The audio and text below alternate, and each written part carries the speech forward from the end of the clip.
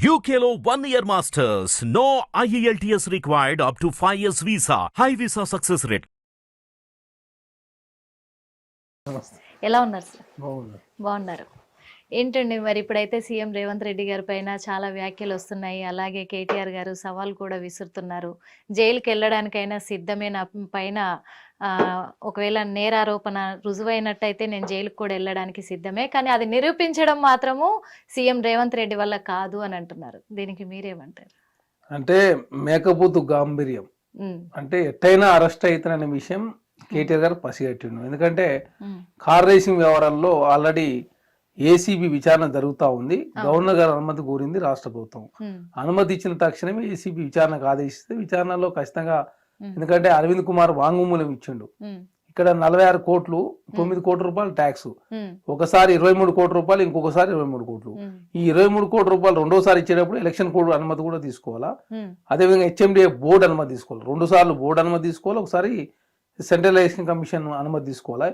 ఈ 3 సార్లు అనుమతి తీసుకోకుండా ఓన్లీ మౌఖిక ఆదేశాలు ఇవ్వడంతో నేను పైసలు ట్రాన్స్ఫర్ చేసిన అని చెప్పేసి అరవింద్ కుమార్ గారు వాంగ్మూలం ఇచ్చిండు. వాంగ్మూలం ఇచ్చింది కాబట్టి కేటీఆర్ ఎట్టనే జైలుకు పోతున్నా అర్థమయ్యే.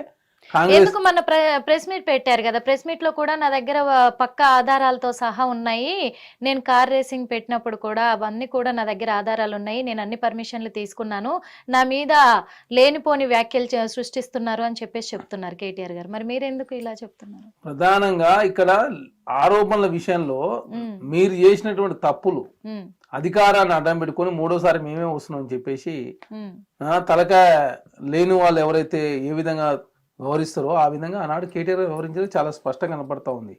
బోర్డు అనుమతి తీసుకోవాలా, నువ్వు మున్సిపల్ శాఖ మంత్రిగా ఉన్నా నేను బోర్డు అనుమతి తీసుకుని చెప్పేసి ఊకుంటానికి చట్టం తన పని తాను చేసుకుంటూ పోతుంది కదా. చట్టంలో నియమనిబంధనలు ఉంటాయి, బోర్డు అనుమతి తీసుకోవాలా, ఎలక్షన్ కమిషన్ అనుమతి తీసుకున్న తర్వాత అప్పుడు నువ్వు యాజ్ పర్ ప్రభుత్వం నుంచి వేరే వాళ్ళ అకౌంట్కి వెళ్తాయి. నువ్వు ఎక్కడ ఎవరి సిగ్నేచర్ లేకుండా, ఏ బోర్డు అనుమతి లేకుండా నువ్వు మౌఖిక ఆదేశాలు ఇస్తే నీ మౌఖిక ఆదేశాల మేరకు మేము ట్రాన్స్ఫర్ చేసినని చెప్పేసి అరవింద్ కుమార్ గారు చెప్పిన తర్వాత ఇంకేమున్నది?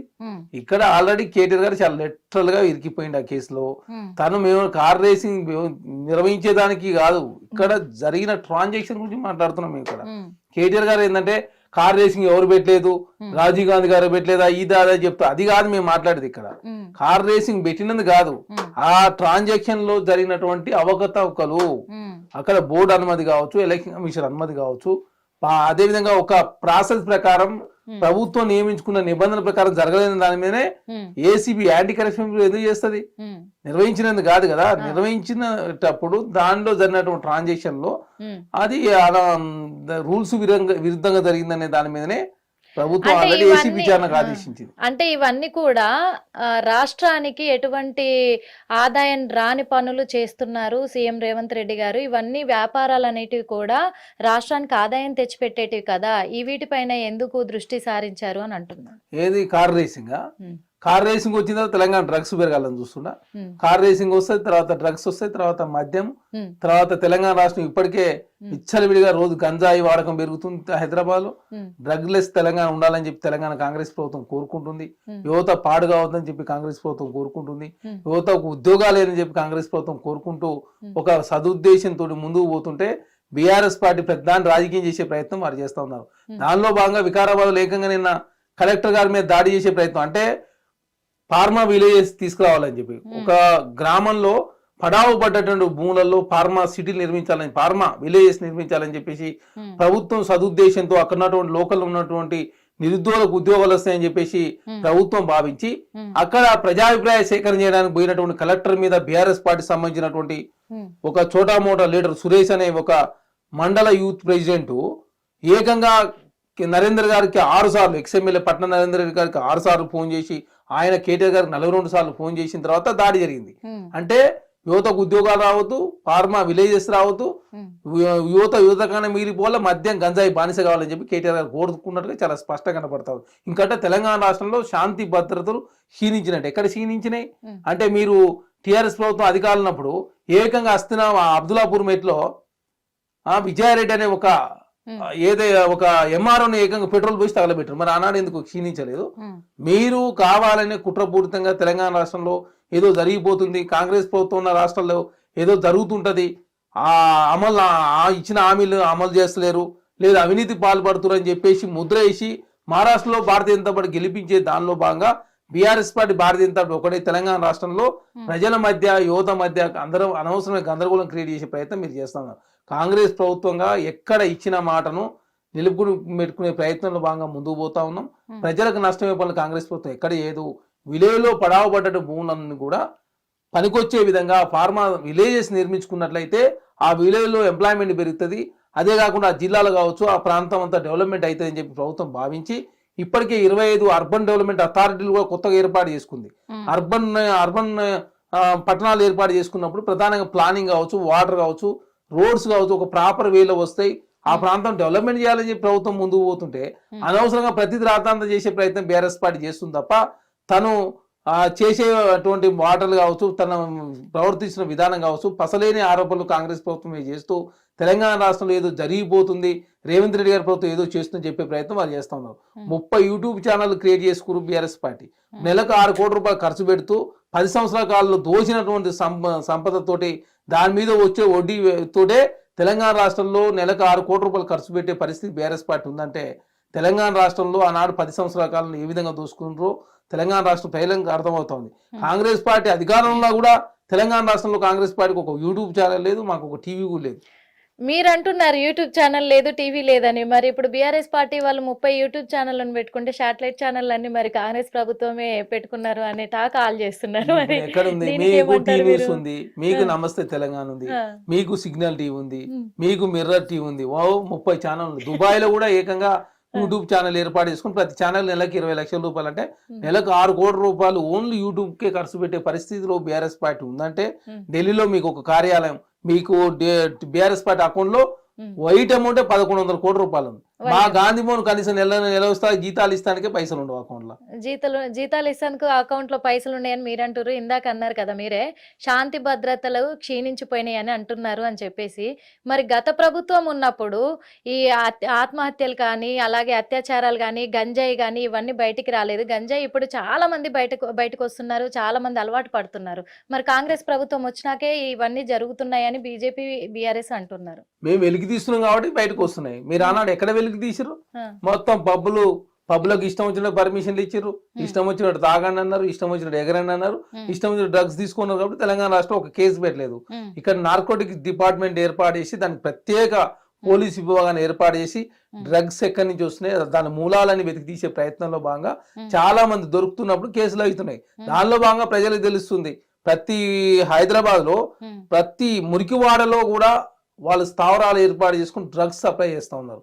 మూసి వెంబడి కూడా అదే డ్రగ్స్, మొత్తం గంజాయి డ్రగ్స్ అంతా కూడా అక్కడి నుంచి హైదరాబాద్ డంప్ అవుతా ఉంది. కాబట్టి ఇవన్నీ పసిగట్టే ప్రయత్నంలో నార్కోటిక్ డిపార్ట్మెంట్ వాళ్ళు ప్రత్యేక పోలీసు విభాగాన్ని ఏర్పాటు చేసుకొని ఎప్పటికప్పుడు ప్రజల్లో అవేర్నెస్ తీసుకొచ్చే కార్యక్రమం కావచ్చు, డ్రగ్ ఎవరైతే తీసుకున్నారో వాళ్ళకు అవేర్నెస్ కల్పించరు, డ్రగిస్టులకు మారినటువంటి వాళ్ళకు సంబంధించినటువంటి డాక్టర్లు కావచ్చు, దానికి స్పెషలిస్టులతో ఎప్పటికప్పుడు అంటే తెలంగాణ రాష్ట్ర అవేర్నెస్ తీసుకొచ్చే ప్రయత్నం స్కూళ్ళలో కావచ్చు, కాలేజీలో సపరేట్గా ఒక వ్యవస్థను ఏర్పాటు చేసి ఆ దిశగా పోకుండా యువతనంతా కూడా చదువు సైడు అదేవిధంగా ఎంప్లాయ్మెంట్ సైడ్ తీసుకుపోయే ప్రయత్నంలో కాంగ్రెస్ ప్రభుత్వం ముందుకు పోతుంది తప్ప గత ప్రభుత్వం లాగా ఎక్కడ నిర్లక్ష్యంగా యువతను కానీ డ్రగ్స్ కానీ అదే కాకుండా గంజాయి కానీ తెలంగాణ రాష్ట్రంలో పెంపొందించే దానిలో కాంగ్రెస్ ప్రభుత్వం ముందుకు పోతలేదు.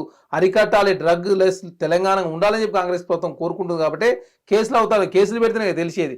మూలాలని తెలవాలంటే ఖచ్చితంగా కేసులు పెట్టాలా.